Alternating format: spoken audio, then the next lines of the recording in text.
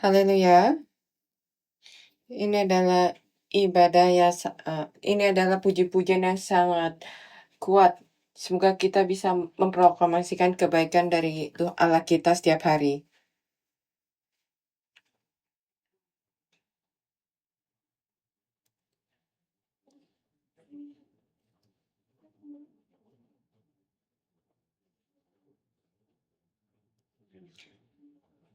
Hari ini kita akan mempelajari pelajaran kelima dari kitab Galatia.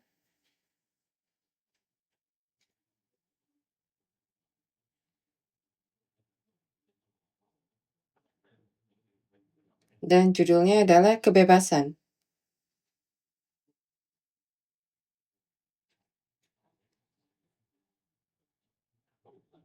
Setiap orang menyukai kebebasan, kan?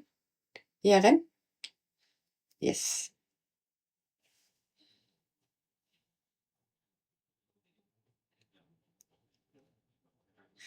Satu hal yang orang perjuangkan dan bahkan mempertaruhkan nyawanya adalah untuk kebebasan.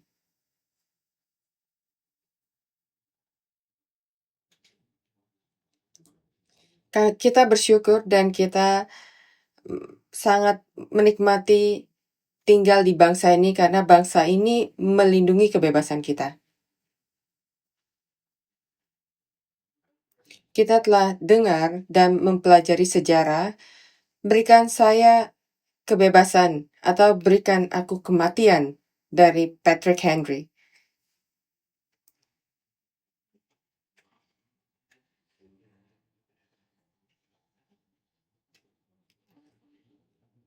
Tapi kebebasan apa yang kita cari?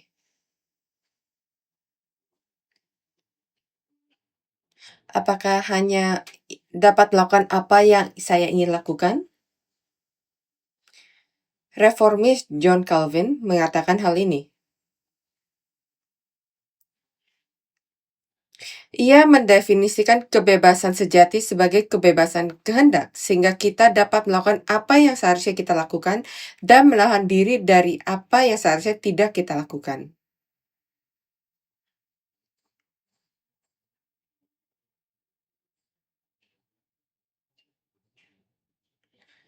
Presiden Franklin D. Roosevelt juga berbicara.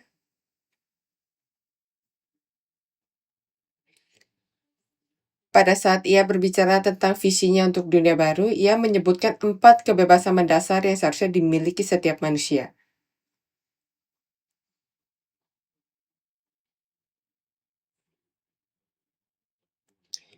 Ya, berkata, yang pertama kebebasan berbicara, kebebasan beragama, kebebasan atas keinginan, dan kebebasan dari rasa takut.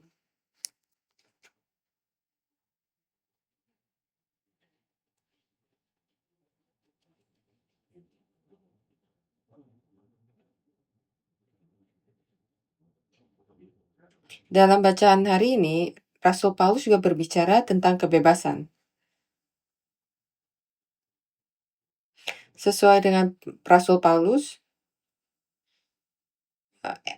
Franklin Roosevelt kehilangan satu kebebasan.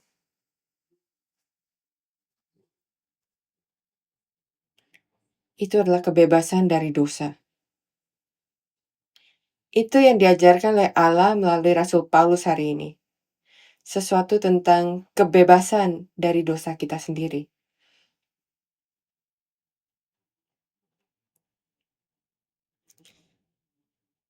Jadi kita akan merenungkan pertanyaan ini. Bagaimana kita dapat memperoleh kebebasan dari dosa ini?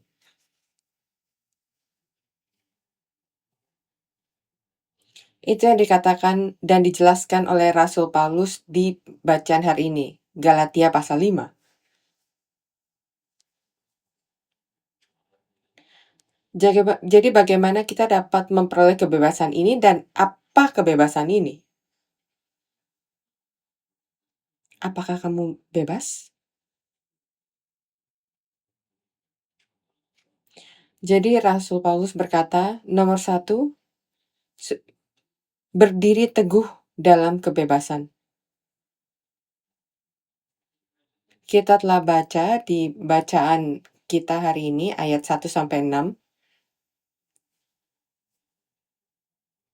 Dan ayat 1 ia berkata, supaya kita sungguh-sungguh merdeka, Kristus telah memerdekakan kita.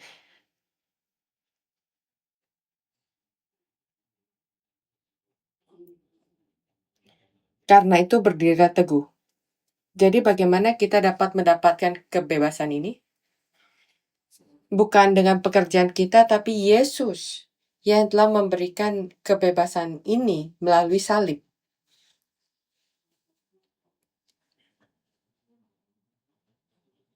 Jadi apa yang ia jelaskan pada kita hari ini adalah untuk berdiri teguh dalam kebebasan itu.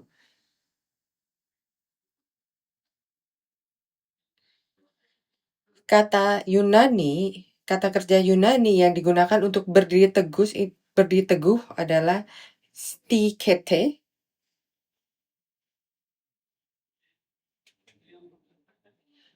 Itu dalam bentuk imperatif masa kini. Ia memerintahkan kepada kita untuk terus berdiri teguh secara terus-menerus, bukan hanya satu kali saja. Jadi saya berdoa semoga engkau dan saya bisa berdiri teguh dalam kebebasan yang Yesus berikan kepada kita sebagai hadiah.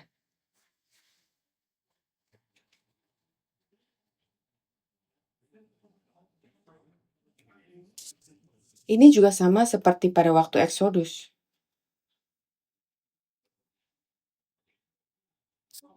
Kebebasan itu bukan hanya dari Mesir,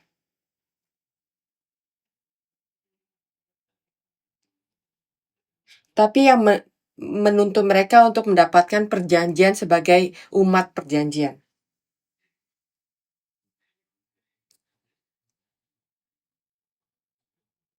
Mereka berdoa semoga mereka bisa bebas untuk memiliki kebebasan untuk beribadah kepada Allah. Jadi saya percaya kalau engkau dan saya sedang menikmati kebebasan itu dengan datang ke gereja untuk beribadah kepada Allah. Pada dahulu kala, bahkan ketika mereka ingin beribadah kepada Allah, mereka tidak bisa melakukannya karena mereka ada dalam perbudakan. Dan sebelumnya pada saat mereka ingin mengikuti dan menaati firman Allah, mereka juga tidak bisa melakukannya karena perbudakan.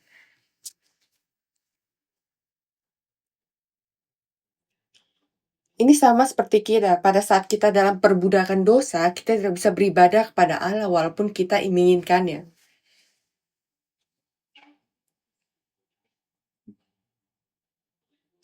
Galatia pasal 5 ayat 6.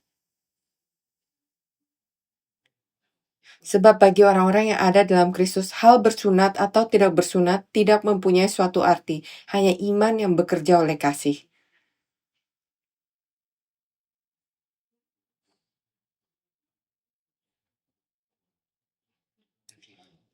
Kebebasan bukanlah ritual luar atau melakukan sesuatu,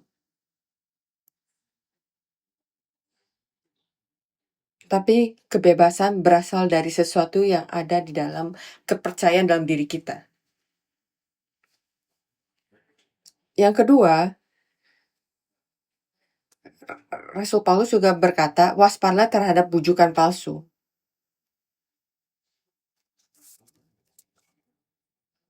Ayat 7-12 di bacaan hari ini Galatia pasal 5.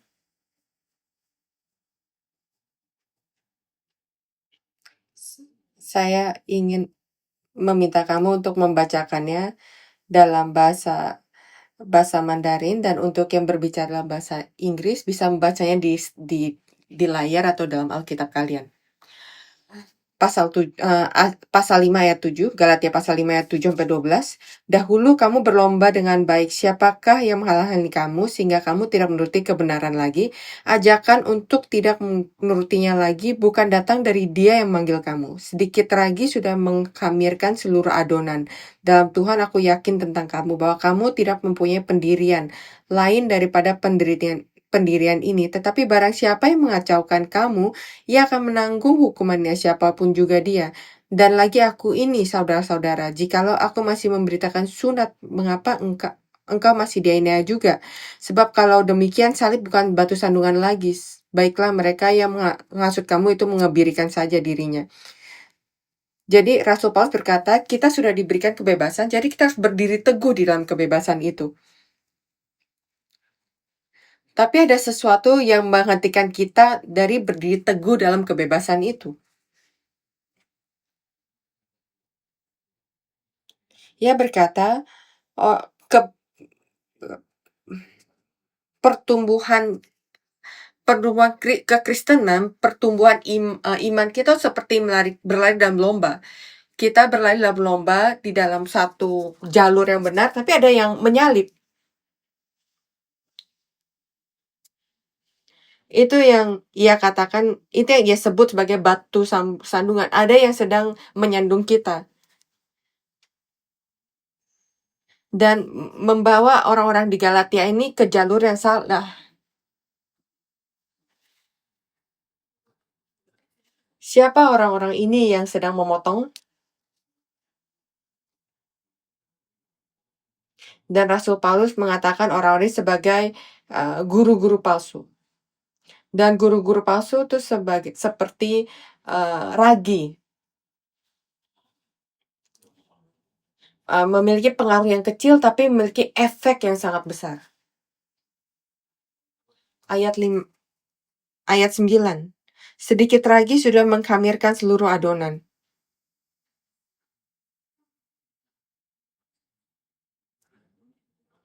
Ada suara yang berbeda berbicara kepada saya tentang firman Allah, tentang apa yang Allah suka.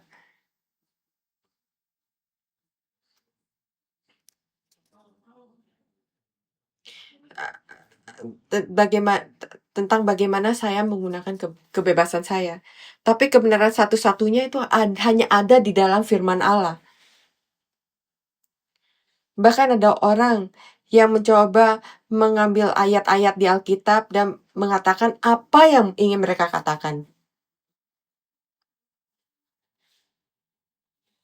Rasul Paulus berkata, dan saya sungguh-sungguh berdoa kalau engkau dan saya bisa berhati-hati pada saat mendengarkan Injil-Injil palsu itu.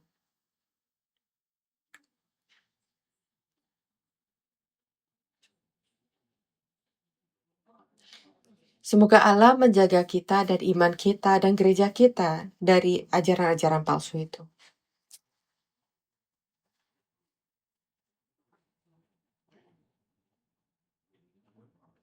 Di dalam Taman Eden, Injil apa yang palsu? Itu adalah suara ular atau kata-kata ular itu. Apa dan bagaimana ular itu menyampaikan kata-katanya ke dalam telinga Hawa di Taman Eden. Dia bilang, saya peduli kepada kamu lebih daripada Allah. Hanya karena ini kelihatan lebih baik untuk saya sekarang, bukan berarti itu adalah kebenaran. Hanya karena ia setuju dengan apa yang saya ingin lakukan dalam hati saya, bukan berarti itu adalah firman Allah.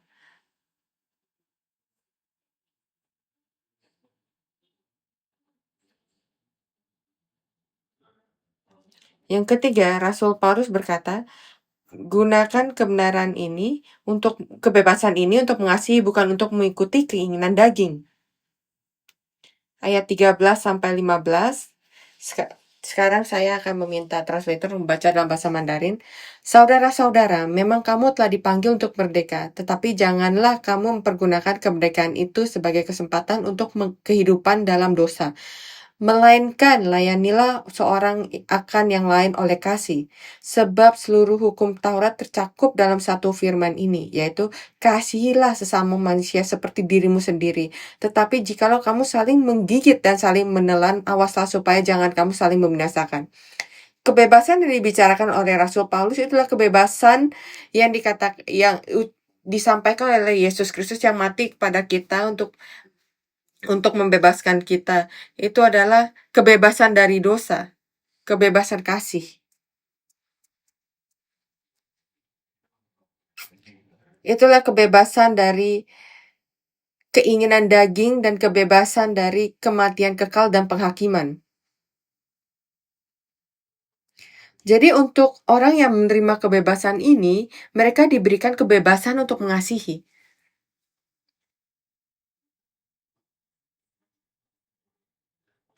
Dan itu sebabnya ia katakan di ayat 13,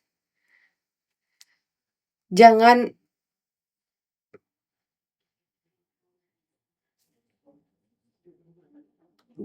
jadikan.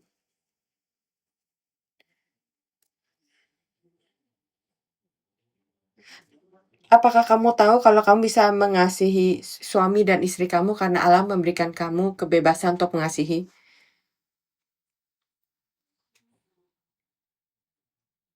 Apakah kamu tahu kalau kita bisa melayani di gereja dan mengasihi satu dengan yang lainnya karena Allah memberikan kita kebebasan untuk melakukan hal itu?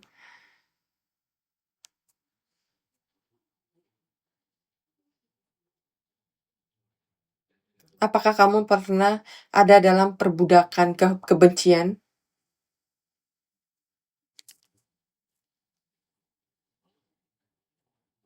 Ketika perbudakan atau belenggu kebencian itu ada pada diri kita tidak memiliki kebebasan untuk mengasihi.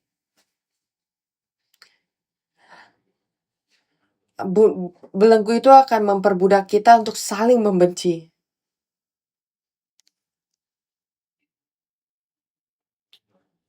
Dan kalau kamu telah merasakan belenggu itu sangat tidak sehat untuk kita semua.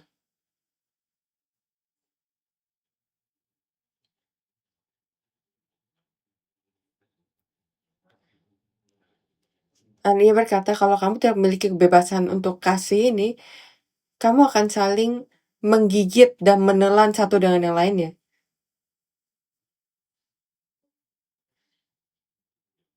Antara suami dan istri.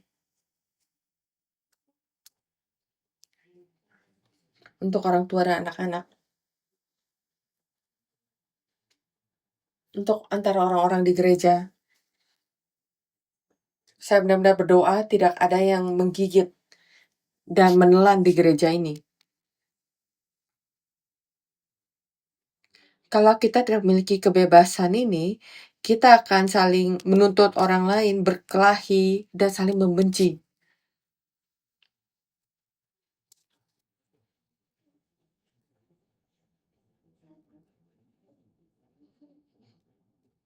Tapi bahkan ketika kita merasa kita tidak diperlakukan dengan baik,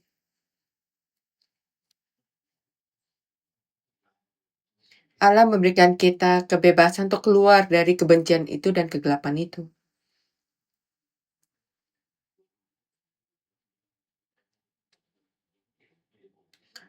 Untuk bahkan bisa mengasihi musuh saya. Apakah saya bisa meminta kamu untuk melihat satu dengan yang lainnya? Apakah itu musuh kamu?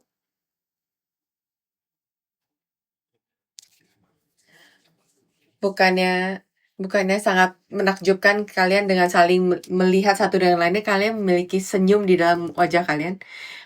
Pada saat kalian melihat saya, kalian tidak memiliki senyum, tapi saat kalian melihat satu dengan lain, kalian tersenyum.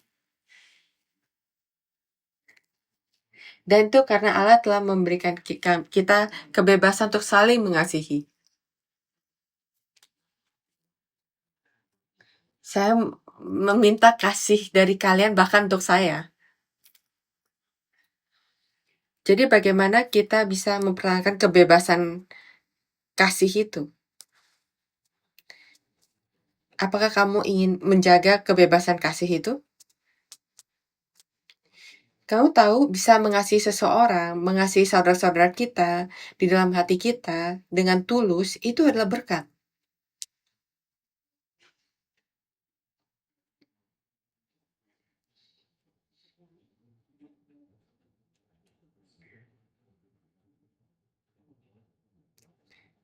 Maaf saya membuat kamu berbicara hal-hal yang tidak ada di dalam uh,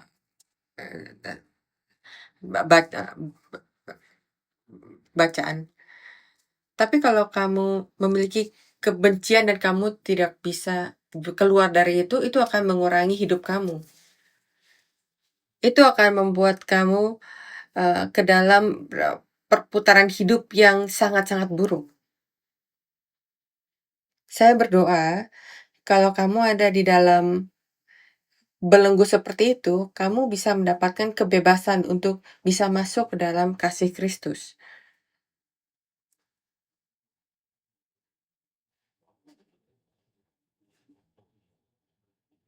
Dalam bacaan hari ini ayat 16, dia berkata, "Maksudku ialah hiduplah oleh roh, maka kamu tidak akan menuruti keinginan daging."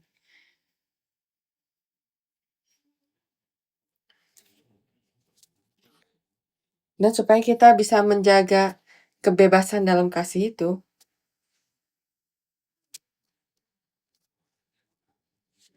dan tidak menggunakan kebebasan itu untuk mengikuti keinginan daging, dia berkata, "Hiduplah oleh roh." Lalu, tapi berikutnya, Rasul Paulus berkata dalam ayat 17 dan 18, ia bilang, "Saya tahu itu tidak mudah pada kamu untuk bisa berjalan dalam roh."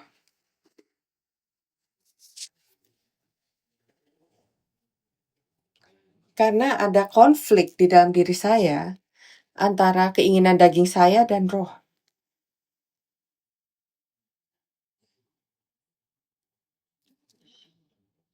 Mari kita baca ayat 17 dan 18. Sebab keinginan daging berlawanan dengan keinginan roh, dan keinginan roh berlawanan dengan keinginan daging. Karena keduanya bertentangan, sehingga kamu setiap kali tidak melakukan apa yang kamu kehendaki. Akan tapi jikalau kamu memberi dirimu dipimpin oleh roh, maka kamu tidak hidup bawah hukum Taurat. Tidak mudah untuk kita bisa berjalan dalam roh karena kita memiliki keinginan daging ini.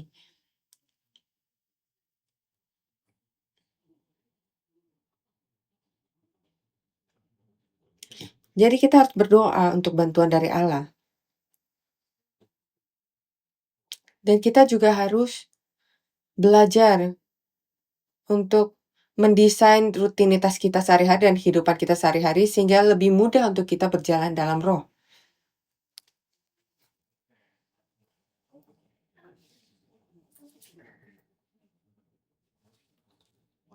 Jadi pikirkan rutinitas kalian setiap hari.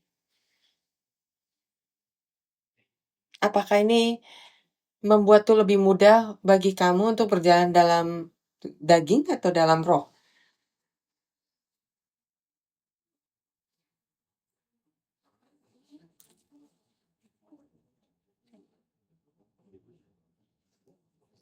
Apa yang apa kamu pikir harus kamu ubah untuk supaya kamu bisa berjalan sesuai dengan roh?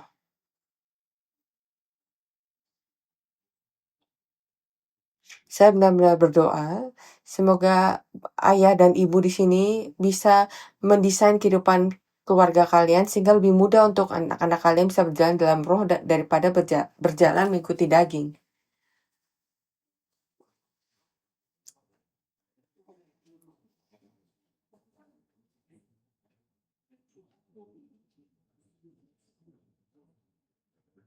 Kamu dan saya tahu, pada saat Roh Kudus datang dalam hidup kita, sangat mudah untuk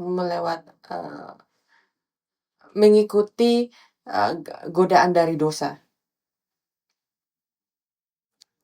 Dan Rasul Paulus juga melanjutkan dan menjelaskan apa perbuatan daging itu. Ayat 19-21.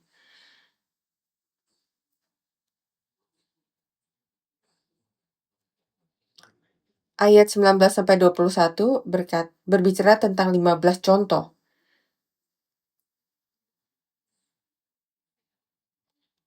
Bisa dibacakan tuh saya.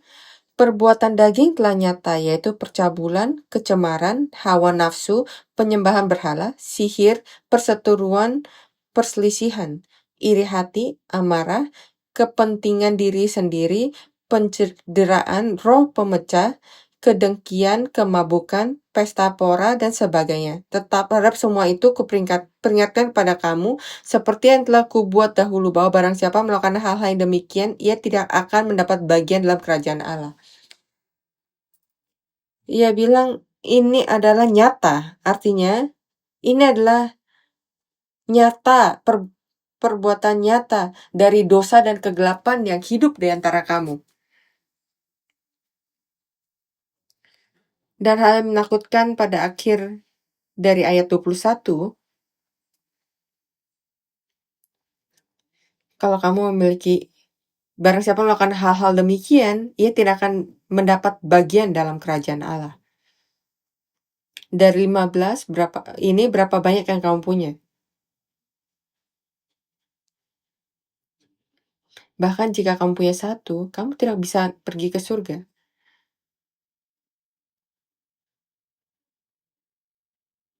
Jadi sekarang apa yang harus kita lakukan? Karena setiap dari kita memiliki salah satu dari ini kan. Itu sebabnya dikatakan kamu harus mencari Roh Kudus supaya kamu bisa berjalan dalam Roh.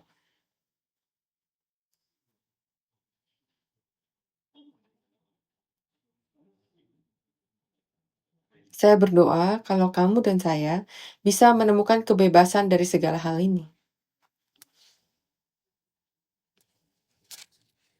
Kamu mungkin bisa berkata, ini tidak mungkin, tapi ia berkata, ini mungkin.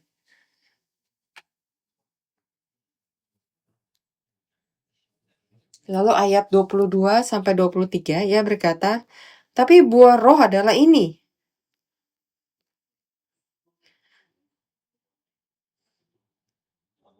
Kasih, sukacita, damai, sejahtera, kesabaran, kemurahan, kebaikan, kesetiaan, kelemah lembutan, penguasaan diri.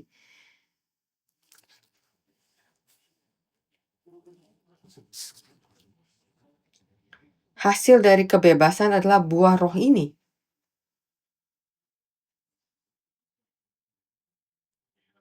Kamu memiliki kasih?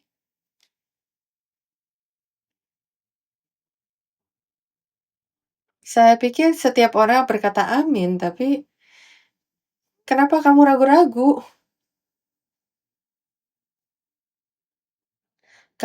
Apakah kamu memiliki kasih? Kasih dalam Kristus dalam diri kamu. Apakah kamu memiliki sukacita? Apakah saya bisa melihat wajah yang penuh sukacita? Amin. Apakah kamu memiliki kedamaian, damai sejahtera? Apa saya harus lanjutkan? Ini sepertinya kita memilikinya, tapi apakah 100% kepenuhan itu?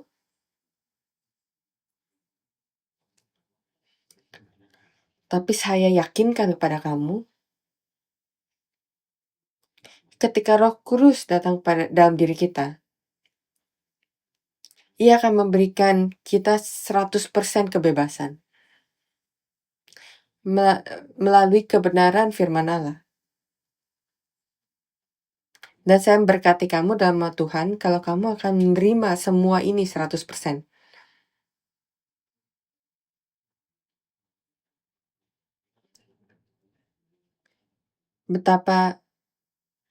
Betapa hidup yang indah dan sukacita jika kita memiliki buah roh ini. Jadi mari kita pimpin hidup kita kepada firman sehingga kita bisa terlepas dari 15 hal di atas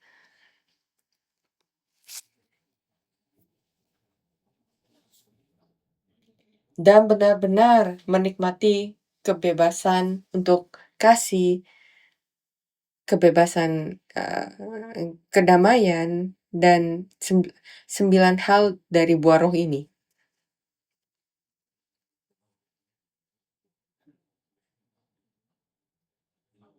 Jadi Rasul Paulus melanjutkan dari ayat 24-26, dia bilang ada satu cara untuk melakukannya.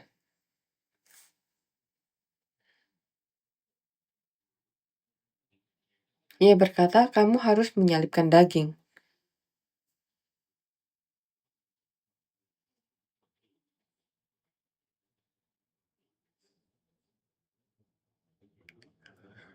Apa kamu ingat di Galatia pasal 2 ayat 20 dia bilang, "Aku telah disalibkan bersama Kristus."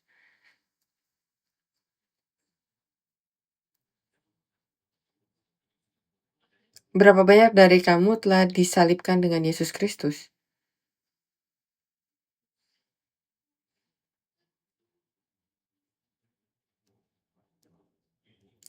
Kamu pikir kamu bisa menyalibkan diri kamu sendiri?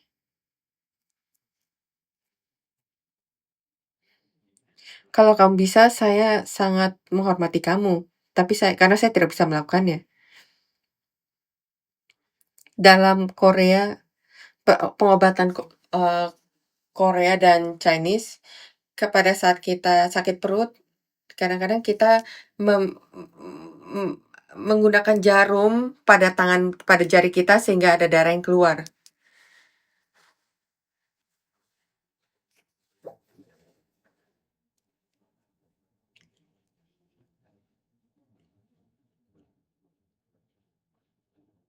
Kamu tahu tentang hal itu kan? Nggak tahu? Pada saat kamu ada penyakit perut, dengan jarum yang bersih, kamu tusukkan pada ujung jari kamu dan ada darah yang keluar dan itu akan membantu perut kamu.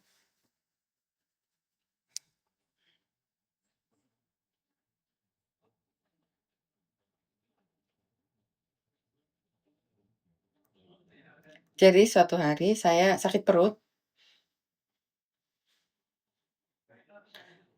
dan saya ambil jarum itu, saya bersihkan dan saya coba,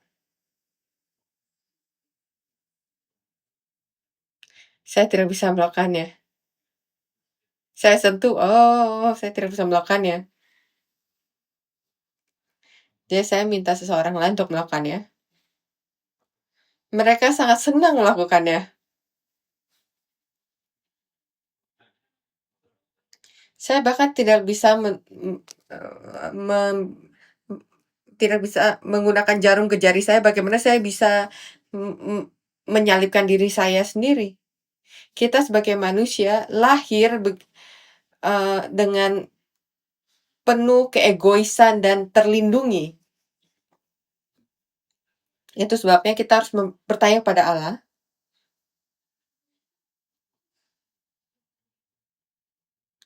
"Allah, tolong salibkan saya." Tapi kalau pada saat orang itu sedang menusuk saya harus percaya dan membiarkannya melakukannya. Kalau saya mulai memukul dia karena ia menusuk saya, sakit perut saya tidak akan pernah hilang. Kadang-kadang Allah mengizinkan kita untuk disalib dengan Kristus. Tapi itu tidak mudah. Tidak menyenangkan. Kadang-kadang sakit. Tapi kita tahu dan kita harus percaya kepadanya. Karena itu adalah satu cara untuk kita bisa menerima kebenaran sejati untuk bisa masuk ke dalam kerajaan Allah.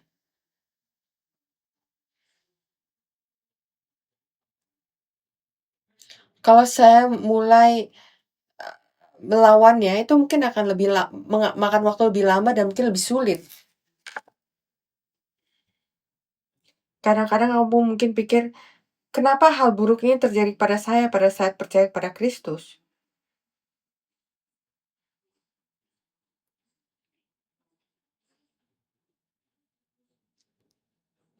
Sama seperti dokter harus membuka saya untuk mengeluarkan sel-sel kanker saya.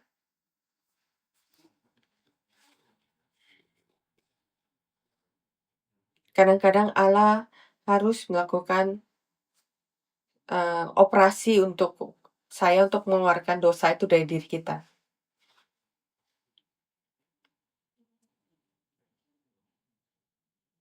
Mari kita percaya kalau Allah dalam kuasa dan Allah tahu apa yang terbaik untuk kita. Dan mari kita percaya kalau Allah melakukan ini dan mengizinkan ini terjadi supaya saya bisa menerima hidup yang kekal.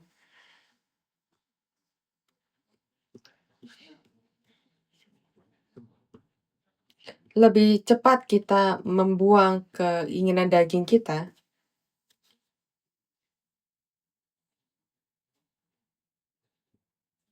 maka akan lebih cepat kita bisa mendapat berkat surga yang luar biasa. Pada saat kita menikmati berkat surga, bahkan pada saat kita masih ada di dunia ini, hal-hal daging ini akan kelihatan sangat kecil. Saya benar-benar berdoa kalau kita semua bisa menikmati berkat surga di dunia ini. Amin. Sekarang kesimpulan. Supaya kita bisa menikmati kebebasan dalam Kristus,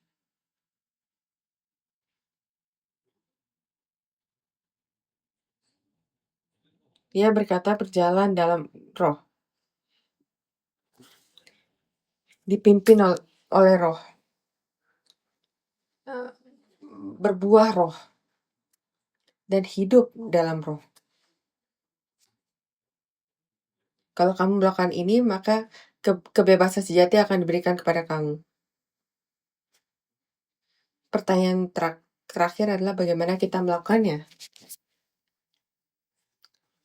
Hidup kehidupan rohani ya bukan hal yang misterius atau terlalu mistis. Itu hal yang paling normal. Itu adalah cara paling normal untuk hidup. Melakukan apa yang Allah minta kita untuk lakukan, dan tidak melakukan apa yang Allah bilang tidak boleh kita lakukan. Itu sangat normal. Apa hal paling rohani yang kamu miliki sekarang?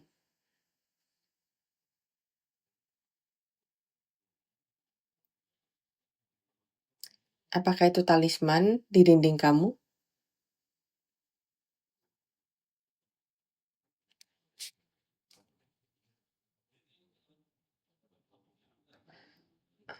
Apakah itu jimat yang digantung di kaca di mobil kamu? Apa hal paling rohani ya, paling spiritual yang kamu miliki? Itu adalah firman Allah. Itu adalah hal paling rohani yang dapat kamu temukan. Supaya kita bisa menjadi hidup dalam roh, apa yang harus kita lakukan? Yang pertama, buka itu. Baca. Dan lakukan apa yang ditulis.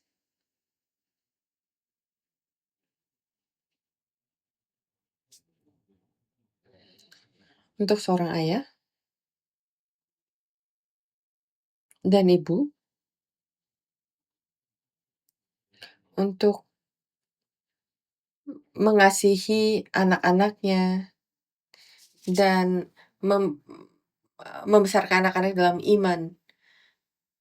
Dan bukan menjadikan mereka sebagai berhala. Itu adalah hal-hal rohani ya.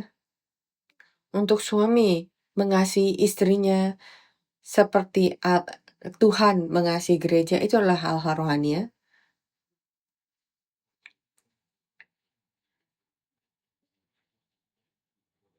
Untuk istri yang menaati dan mengasihi suaminya seperti gereja yang taat dan mengasihi Yesus Kristus, itu juga hal-hal rohani ya. Untuk kita bisa berfokus dan menaruh semua usaha kita dalam memproklamasikan firman Allah, itu juga adalah hal-hal rohani ya.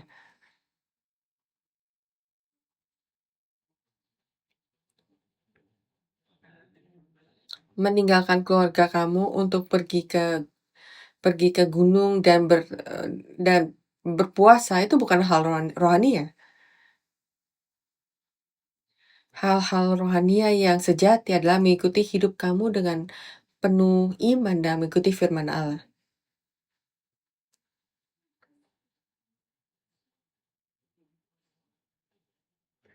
Mari kita mencoba melakukan hal itu. Hal itu adalah hal yang paling normal yang dapat kita lakukan. Mengikuti hidup kita dan hidup dalam hidup kita dan mengikuti firman Allah. Cobalah 1 bulan, kamu akan merasakan hidup kamu berubah. Kamu akan merasakan kebebasan ini mulai terjadi dalam hidup kamu. Kebebasan untuk bisa mengasihi, kebebasan untuk bisa melepaskan hal-hal yang berdosa.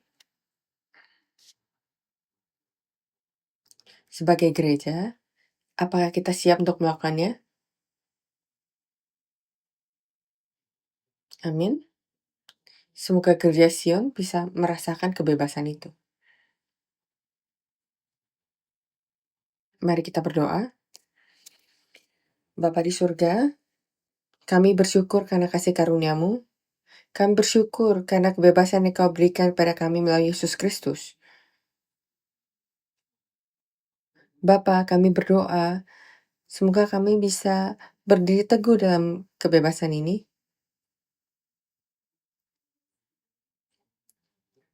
Bantu kami untuk berjalan dalam Roh Kudus.